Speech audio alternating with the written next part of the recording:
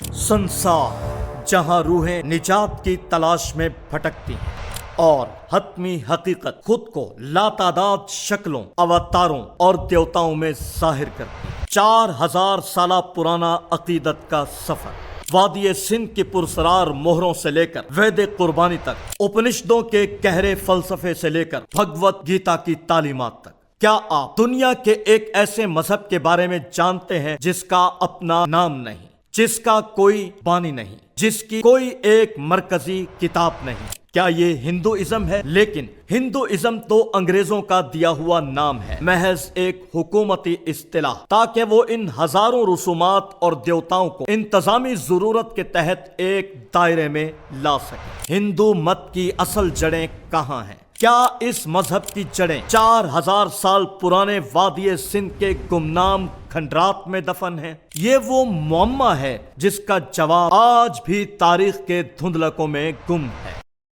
हिंदू मत की वाज़े अदबी तारीख तकरीबन 1500 कबले मसीह में शुरू होती है वैदिक दौर से। यहाँ हमें बिल्कुल एक मुख्तलिफ मजहब मिलता है, इसे वेदिज्म कहते हैं। वेदिज्म हिंदू मत की इब्तदाई शक्ल है। इससे मुराद वो मजहबी निजाम है जो हिंदुओं की सबसे मुकद्दस किताबों ऋग्वेद, सामवेद, यजुर्वेद और अथर्ववेद की तालीमात पर मबनी है। और ये मजहब कुर्बानियों, यज्ञ, मंत्रों और देवताओं की परस्तिश पर मबनी है। इस मजहब के देवता फितरत की ताकतवर कुव्वतें ख्याल किए जाते हैं। इंद्र तूफान और जंग का देवता, अग्नि आग का देवता, जिसके बारे में लोगों का अकीदा था कि ये हमारे नजराने देवताओं तक पहुंचाता है, और सोम वैदिक दौर का एक मुकद्दस मशरूब और देवता पौधा जो जड़ी बूटियों का रब है। और इससे तैयार करदा मशरूब को ऋग्वेद में अमृत यानी अमर करने वाला मशरूब भी कहा जाता है, जिसके बारे में मशहूर था कि ये हमारे देवताओं को ताकत, जोश और बसीरत देता है। वेदिज्म का मकसद सादा था, यज्ञ के जरिए देवताओं को खुश करना और बदले में लंबी उम्र, दौलत और औलाद और फतह हासिल करना। यह हिंदू मत की बुनियाद है।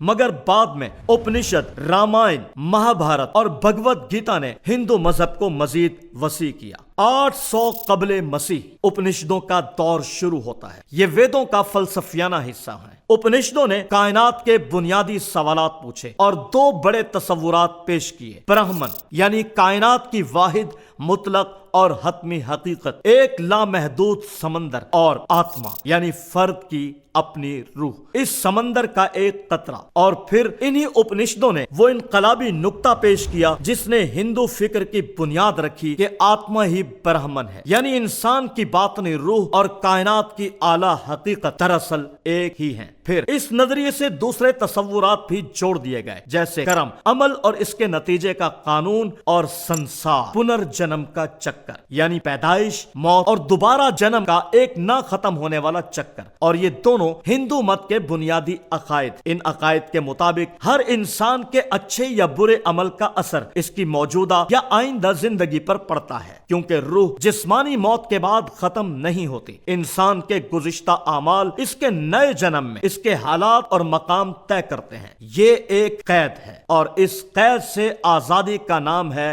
मोक्ष यानी निजात। उपनिषदों ने कहा कि मोक्ष और आजादी कुर्बानी यानी यज्ञ से नहीं मिलेगी, बल्कि इस चक्कर से जो निजात पाना चाहता है तो उसके लिए बातनी इल्म का होना जरूरी है, और इस निजात का मतलब खुदा या ब्राह्मण से मिलाप है। उपनिषदों ने कहा कि मजहब का मकसद इस चक्कर से निजात है। उपनिषदों का ये फलसफा हयात इंतहाई मुश्किल, मुशक्कत से भरपूर और फलसफियाना था। इस पर अमल करना आम आदमी के बस की बात नहीं थी। चुनाचे इसके रद्द अमल में 6वीं सदी कबले मसीह में दो नई तहरीकें उठी, बुद्ध मत और जैन मत। इन्होंने वेदों के इख्तियार और ब्राह्मणों के बनाए गए कवानीन को चैलेंज कर दिया, जिसकी वजह से ये मज़ाहिब तेजी से मकबूल होने लगे, क्योंकि ये आम आदमी की नफ्सियात के मुताबिक बात करने का दावा करते थे। हिंदू मत अब एक दोराहे पर खड़ा था। इसे या तो आम आदमी के मुताबिक खुद को बदलना था या फिर अपने आप को हमेशा के लिए खत्म करना था। और तब हुआ हिंदू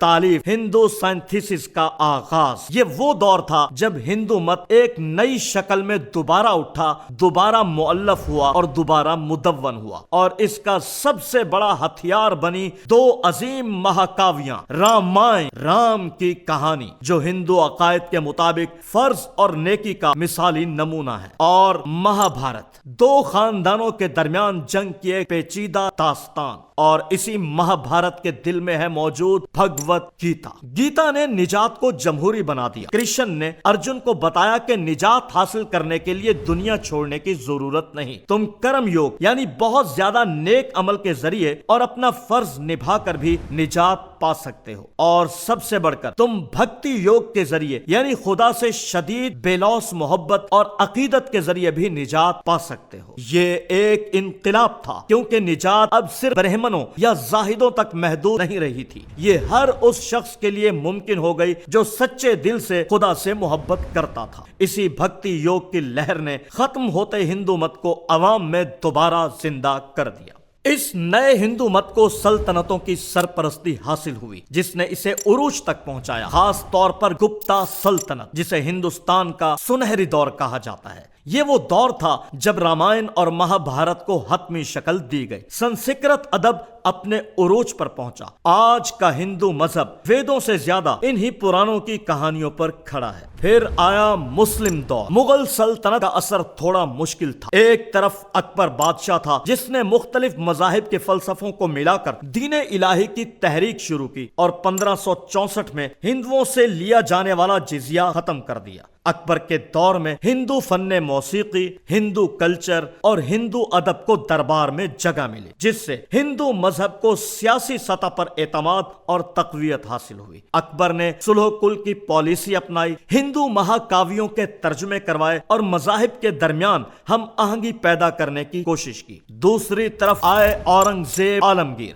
जिन्होंने शरीयत पर मबनी निजाम कायम किया, हिंदू रसूम और रिवाज को महदूद किया और 1679 में हिंदुओं पर दोबारा जिजिया आयद कर दिया। ये तारीख आज भी जदीद हिंदुस्तान की सियासत का एक हसास मौजू है। और फिर शुरू होता है दौर अंग्रेजों का। इस बरतानवी राज की वजह से हिंदू मत पर सबसे गहरा असर पड़ा। ये अंग्रेज ही थे जिन्होंने इंतजामी जरूरियात के लिए हिंदुस्तान के हजारों मुख्तलिफ अकायद को पहली बार हिंदुइज्म का नाम देकर एक वाहिद मजहब के तौर पर मुदव्वन करने की कोशिश की। ईसाई मिशनरियों और मगरबी तालीम की तनकीद के जवाब में खुद हिंदुओं के अंदर इस्लाही तहरीकें शुरू हुई, जैसे राजा राम मोहन राय की ब्रह्मो समाज, जिसने बुत परस्ती की मुखालफत की, और स्वामी दयानंद की आर्य समाज, जिसने वेदों की तरफ वापस चलो का नारा लगाया। और ये स्वामी वे विवेकानंद थे जिन्होंने 1893 में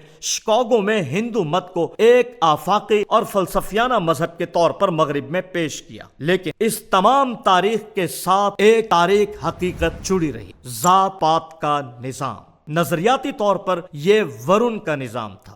4 तबके जो कायनाती इंसान परशु के जिस्म से पैदा हुए, ब्राह्मण, पुजारी, कश्तरिया, जंगजू, वेश, ताजिर और शूदर खादिम। लेकिन अमली तौर पर यह जाति का एक इंतहाई सख्त निजाम था जिसमें हजारों मौरूसी गिरोह शामिल थे। यह निजाम तय करता था कि आप किससे शादी कर सकते हैं, किसके साथ खाना खा सकते हैं और कौन सा पेशा अपना सकते हैं। इस निजाम से बाहर एक 5वां तबका था, अछूत या दलित, जिन्हें नापाक समझा जाता था। इस पर महात्मा गांधी और डॉक्टर अंबेडकर के दरमियान गहरा इख्तिलाफ था। गांधी अछूतपन को हिंदू मत पर धब्बा समझते थे, मगर वरुण के नजरियाती निजाम को बरकरार रखना चाहते थे। जबकि अंबेडकर, जो खुद दलित थे, उनका मानना था कि असल मसला अछूतपन नहीं बल्कि जात पात का पूरा निजाम है। इनका कहना था कि जब तक साते हैं अछूत भी रहेंगे। आज हिंदुस्तानी आइन जात पात के इम्तियाज पर पाबंदी लगाता है। इसी नाइंसाफी को खत्म करने के लिए रिजर्वेशन की पॉलिसियों ने इस जात की शनाख्त को जदीद सियासत में मजीद पुख्ता कर दिया है। आज 21वीं सदी में हिंदू मत के 2 बिल्कुल मुख्तलिफ चेहरे नजर आते हैं। एक तरफ इसका रूहानी पहलू है, योगा, मुराकबा और आश्रम कल्चर, जो एक आलमी रुझान बन चुका है। ये हिंदू मत की सॉफ्ट पावर है जिसे अब हिंदुस्तानी रियासत भी मान रही है। दूसरी तरफ एक इंतहाई सियासी मजहर है हिंदुत्व। यहाँ ये समझना भी बहुत जरूरी है कि हिंदू मत जो मुख्तलिफ अकायद पर मबनी एक मजहबी रिवायत है और हिंदुत्व जो कि सिर्फ एक सियासी नजरिया है, दो अलग अलग चीजें हैं। हिंदुत्व का नजरिया सावरकर ने पेश किया, जो हिंदू मजहब को मजहब से ज्यादा एक कौमी, सकाफती और सियासी शनाख्त समझता है। आरएसएस और इसकी सियासी शाख बीजेपी इसी नजरिए की अलमबरदार है। तो हिंदू मत क्या है? ये 4000 साला सफर है, वादिये सिंध की पुरसरार मोहरों से लेकर वैदिक कुर्बानी की आग तक, उपनिषदों के गहरे फलसफे से लेकर भगवत गीता की जज्बाती अकीदत तक, और फिर जदीद दौर की सियासत तक। इसकी असल ताकत हमेशा नए ख्यालात को जज्ब करने में रही है। इसने मकामी देवताओं को अपने अंदर समो लिया, यहाँ तक कि इसने अपने सबसे बड़े हरीफ बुद्ध को भी विष्णु का एक अवतार करार दे दिया। संसार जहाँ रूहें मोक्ष और निजात की तलाश में भटकती हैं और हतमी हकीकत यानी ब्राह्मण खुद को लातादाद शक्लों, अवतारों और देवताओं में जाहिर करती है।